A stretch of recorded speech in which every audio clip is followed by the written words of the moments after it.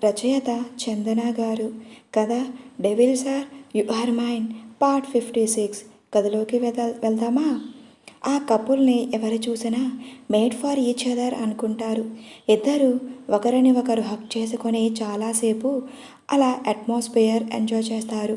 రేపు ఈవినింగ్ వెళ్దామంటాడు రియాజ్. హామ్ అని అంటుంది జెస్సీ. నీతో పంచుకున్న ప్రతి మాట నాకు కొత్త ప్రపంచాన్ని చూపిస్తుంది.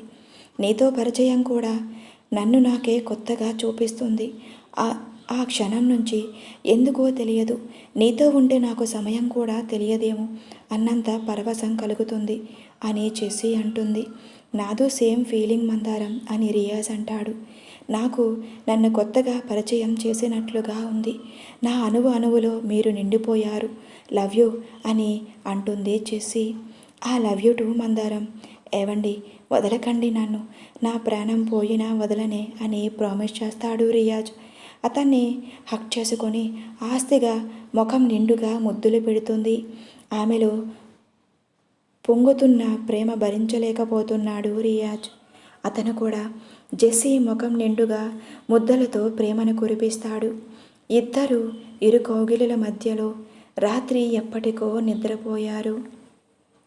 ఎర్లీ మార్నింగ్ రియాజ్ వెచ్చని గుండెలపైన హాయిగా లాలించిన జెస్సీ మెల్లిగా కదులుతుంది.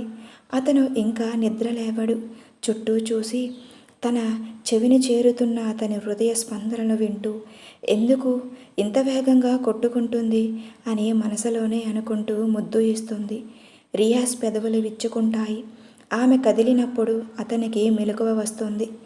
నా మనసు బృందావనిలో నీ రూపం వెన్నెల వల్లే వెలుగులు కరుపించి నా హృదయంలో మధురమైన ప్రేమ అని కలువ వికసింపచేసింది.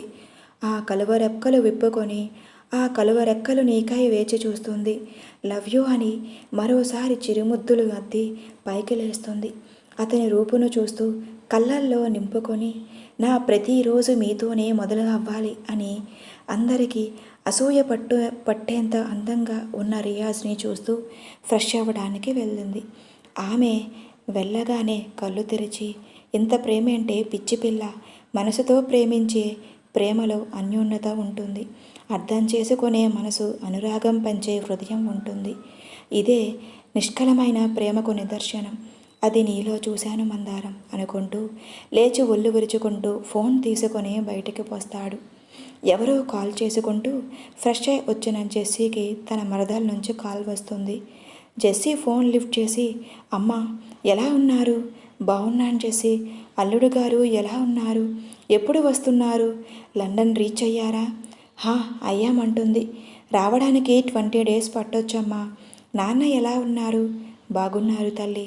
మాకు నువ్వు హ్యాపీగా ఉంటే చాలు, ఏ భయం బాధ లేకుండా అల్లుడితో హ్యాపీగా ఉండు అంటుంది వాళ్ళ అమ్మ. తల్లి ఏం చెప్తుందో అర్థమై హామ్ అని అంటుంది జెస్సీ. ఒక విషయం, ప్రేమలో స్నేహం ఉండాలి, స్నేహంలో ప్రేమ ఉండాలి. ప్రేమ కానీ స్నేహం కానీ నిలబడేది నమ్మకం అనే పునాదిపైనే. నమ్మకం లేని స్నేహం కానీ నమ్మకం లేని ప్రేమ కానీ ఎక్కువ రోజులు ఉండదు. మన్నిక లేని భావంలా కూలిపోతుంది. నీకు అల్లుడి గారి మీద నమ్మకం ఉండాలి, ఆయన నిన్ను నమ్మాలి. నమ్మకం మీదనే మీ బంధం నిలబడుతుంది. మనసులో ఏ భయం లేకుండా ఉండు. అంతా అల్లుడు గారికి చెప్పావు కదా, అతను నిన్ను నమ్మాడు, చాలు. ఇక ఇద్దరు సంజాసి ఇచ్చే రోజు రాకుండా చూసుకో జెస్సీ అని అంటుంది వాళ్ళ అమ్మ. ఓకే అమ్మ అని కాసేపు మాట్లాడి కాల్ కట్ చేస్తుంది. రియాజ్ ఫోన్ మాట్లాడి జెస్సీ ముందుకు వచ్చి నీ పెదవిపై పూసే నవ్వుల్లో ఎన్నో అందాలు అలుముకొని ఉన్నాయి.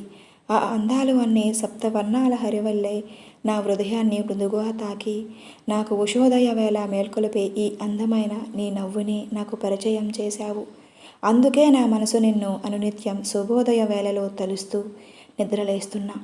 అందుకే నా హృదయమే నీకు ఎప్పటికీ నీకే అంకితం ఆమె బొగ్గలాగుతూ చెప్తాడు. జెస్సీ నవ్వి ఇది నిన్న కూడా చెప్పానా? ప్రతిసారి కొత్తగా చెప్పాలి అనుకుంటే నేను కవిత్వంలో PhD చెయ్యాలనుకుంటా అని ముద్దుగా ఉన్న ఆమె బుగ్గలు చూసి బైట్ చేస్తాడు. ఎర్లీ మార్నింగ్ ఆమె మనసుకు నచ్చి తన ఫోన్కి సెట్ చేసుకున్న రింగ్ టోన్ తెలుసా మనసా ఇది ఏనాటి అనుబంధమో అన్న సాంగ్. ఢిల్లీ పగలంతా మంచుతో కప్పబడి ఆ మంచుదనం అంతా తన రూంలోకి వస్తూ ఆమె మేల్కొలుపుతుంది. హాయిగా అలసిన ఆశయ మనసుకు ఆనందాన్ని ఇస్తుంటే కష్టంగా కళ్ళు తెరుస్తుంది. బెడ్ మీద బోర్లా పడుకొని లిఫ్ట్ చేసి హలో ఎవరు అని ముద్దుగా అంటుంది. నీకు ఇంత ఎర్లీ మార్నింగ్ గుడ్ మార్నింగ్ చెప్పే పర్సన్ ఎవరు? యువతల ఆరవ్ అని అంటుంటే చా మా అప్ప కూడా చెప్తారు అని అంటుంది అలకగా.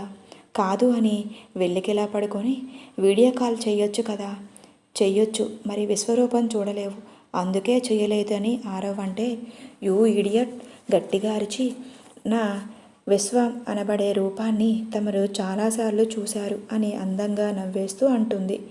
మరోసారి చూడనా బంగారం అని అంటాడు ఆరవ్.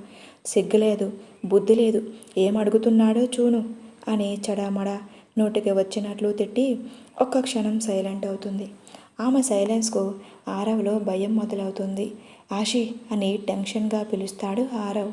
హా అని పలికి మీరు ఇప్పుడు ఢిల్లీ వస్తే చూడొచ్చు, పోనీ నేను అక్కడికే రానా అని నవ్వుతుంది. ఆమె నవ్వుకు కొంచెం ఊపిరి తీసుకుంటాడు. ఆరవ్కి ఆషి అంటే ప్రాణం. ఆమెకు క్యాన్సర్ అటాక్ అయ్యాక తన హెల్త్ కోసం ఫిజికల్గా దూరంగా ఉన్నాడు.